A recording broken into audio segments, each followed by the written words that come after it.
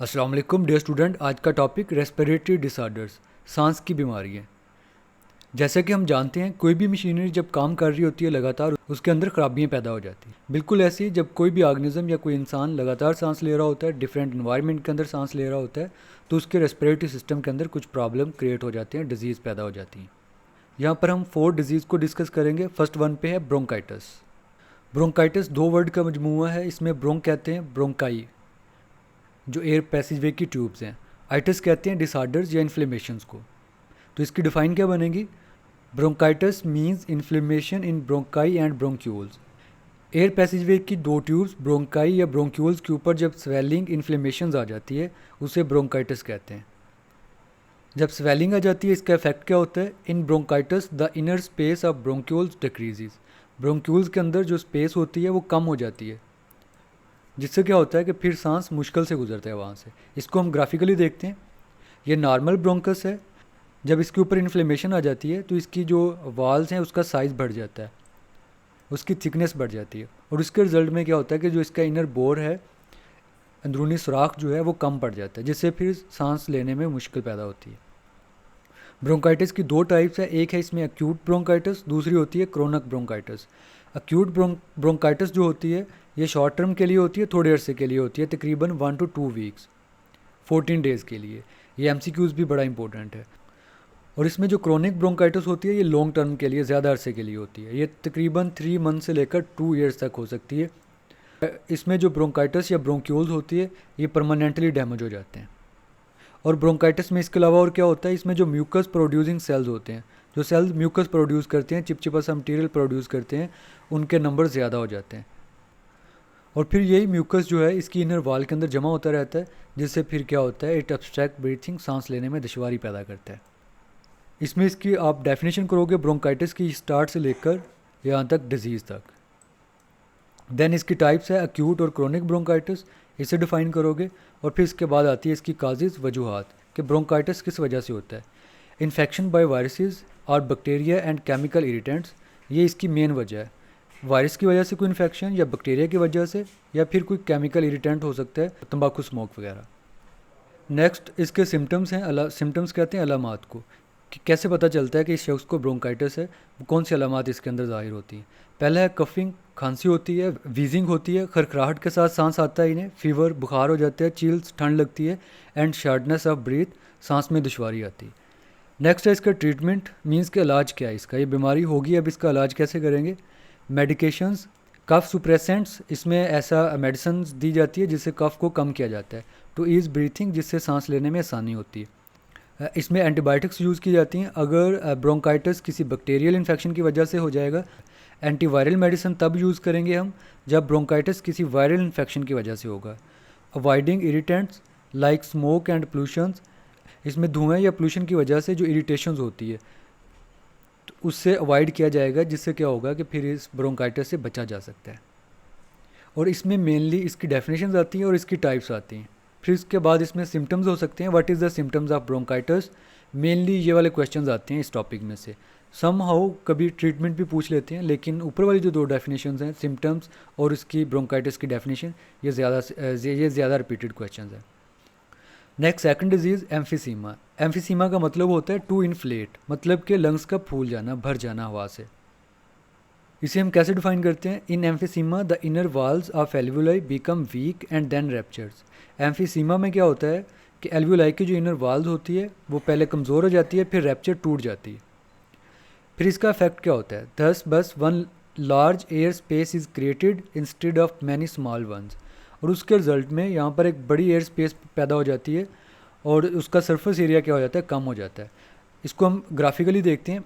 यहाँ पर ये है एल्वुलाई। एल्वुलाई नॉर्मली क्या होती है? इसकी दीवारें आगे की तरफ इस तरह से बढ़ी हुई होती हैं, जिससे इसका सरफेस एरिया जो है वो ज़्यादा रहता है, गैसों के तबादले के लिए ज़्यादा जगह मिलती है। जब एम्फीसीमा होती है तो ये दीवारें टूट जाती हैं।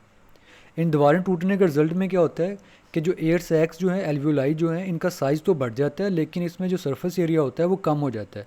तो इस तरह फिर गैसेस का एक्सचेंज कम हो पाता है, ऑक्सीजन की कमी होना शुरू हो जाती है। इसकी डेफिनेशन आप यहाँ स्टार्ट से लेकर यहाँ तक 1 तक कर सकते हैं, अगर बेस्ट करनी है तो डिक्रीजेस तक कर लें। नेक्स्ट इसकी काज, क्यों होती है एम्फीसीमा? जब किसी शख्स के ऐसे इन्वायरमेंट के अंदर एक्सपोजर रहे, वहाँ पर वो मौजूद रहे, यहाँ पर इरिटेंट्स होते हैं जैसे कि तंबाकू स्मोक, केमिकल फ्यूम्स, परफ्यूम वगैरह एंड अदर एयर पोल्यूटेंट्स के दूसरे जो पोल्यूटेंट्स हैं उनकी मौजूदगी में लोगों को एम्फीसीमा होता है।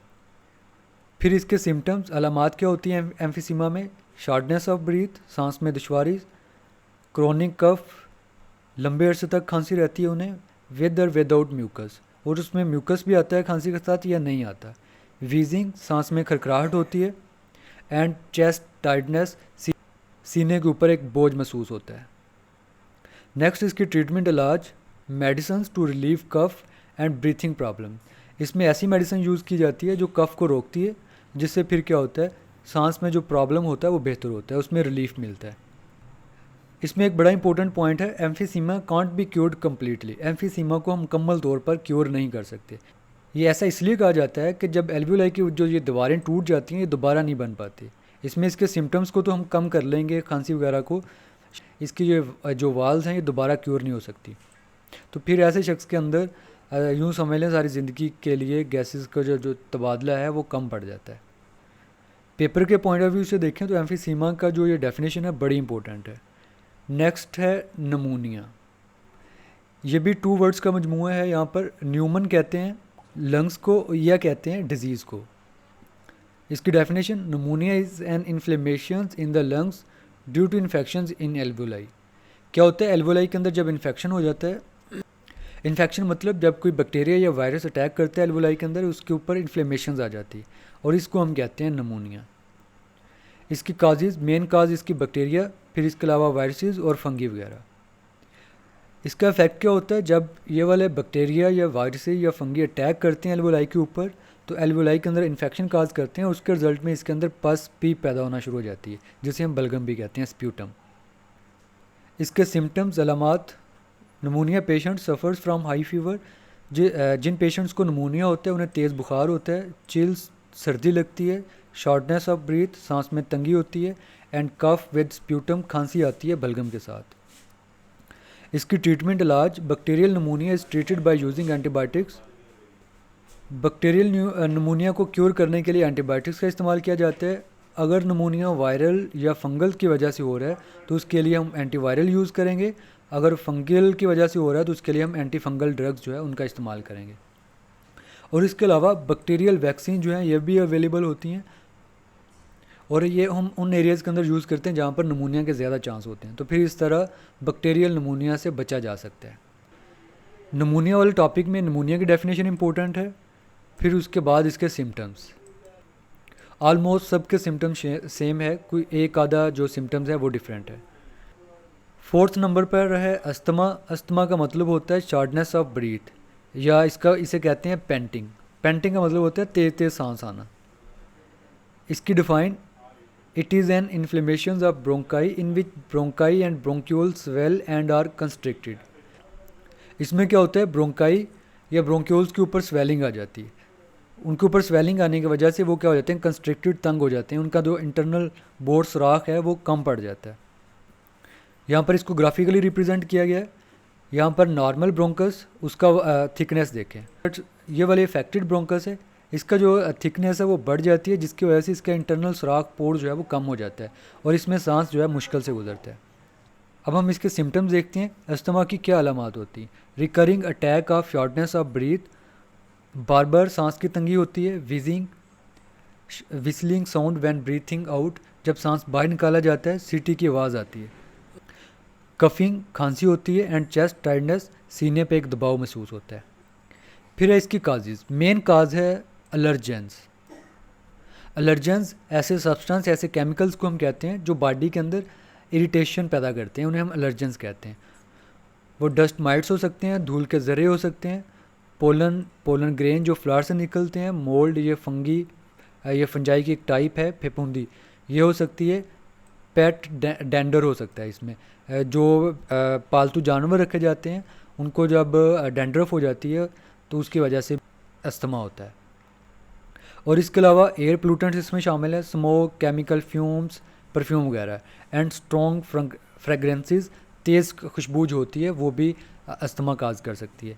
वेदर चेंज, मौसम चेंज होता है, स्पेशली कोल्ड एयर, ठंडी हवा की वजह से इस्तेमाल हो सकता है। जेनेटिक फैक्टर्स भी है जो ख़ानदानी चलते हैं। फिर इसकी ट्रीटमेंट, ऐसी मेडिसिन यूज़ की जाती है जो ब्रोंकोडायलेटर्स होते हैं, मींस के जो ये ब्रोंकाई कंस्ट्रिक्टेड हो चुकी है इसको दोबारा इसकी असली हालत में लेकर आने वाली मेडिसिन, इसके ऊपर जो स्वेलिंग है उसको कम करने वाली मेडिसिन यूज़ की जाती है। तो डियर स्टूडेंट, ये थे 4 important disease of respiratory system. इसमें इनकी डेफिनेशन, सिम्टम्स मोस्टली ये रिपीट होते हैं। बाकी इसमें काजेज़ भी हो सकती हैं, जैसे अस्थमा की काजेज़ हैं, ये ज़्यादा इंपॉर्टेंट है, इसमें ट्रीटमेंट कम आती है। बाकी जो इसके हैं सिम्टम्स और इनकी डेफिनेशन वगैरह ये ज़्यादा रिपीटेड होती हैं। Here is the important MCQs of respiratory disorders. Bronchitis is the inflammation of, bronchitis में किस चीज़ के ऊपर स्वेलिंग होती है?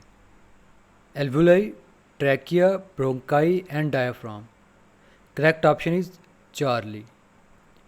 अक्यूट ब्रोंकाइटिस में लास्ट फॉर, अक्यूट ब्रोंकाइटिस कितने अरसे के लिए रहती है? 1 to 2 days, 1 to 2 weeks, 1 to 2 months, 1 year. Correct option is beta, 1 to 2 weeks. MCQ number 3, in emphysema many alveoli merge to form. Emphysema में क्या होता है, काफ़ी सारी एल्वुलाई आपस में मर्ज हो जाती हैं, मिल जाती हैं और बनाती हैं small air sacs, blood vessels, one large air space, bronchioles. Correct option is Charlie, one large air space. MCQ number 4, emphysema can be completely cured, prevented by vaccines only, completely cured with antibiotics, not completely cured. Emphysema को मुकम्मल तौर पर सही किया जा सकता है या नहीं किया जा सकता? Correct option is delta, not completely cured. MCQ number 5, pneumonia is an inflammation of the lungs due to infections in the, pneumonia में लंग्स के ऊपर इन्फ्लेमेशन आ जाती है, किसके अंदर इन्फेक्शन की वजह से? Bronchi, trachea, alveoli, diaphragm. Correct option is Charlie, alveoli. MCQ number 6, which of the following is a common symptoms of pneumonia. Pneumonia का कौन सा अमूमी सिम्टम्स अलामात है? Skin rash, sputum producing cough, hair loss, joint pain. Correct option is beta, खांसी के साथ sputum बलगम पैदा होती है। MCQ number 7, asthma is inflammation of bronchi caused by bacteria, viruses, allergens, lack of vitamins. Correct option is Charlie, allergens. MCQ number 8, which respiratory disorders is commonly associated with allergens? कौन सा respiratory disorders linked होता है allergens के साथ? Pneumonia, emphysema, asthma, tuberculosis. Correct option is Charlie, asthma. Mainly asthma जो है allergens की वजह से होता है। तो डियर स्टूडेंट, ये थे इस टॉपिक के कुछ इंपॉर्टेंट MCQs जो पेपर के पॉइंट ऑफ व्यू से इम्पोर्टेंट है। ओके, अल्लाह हाफिज़।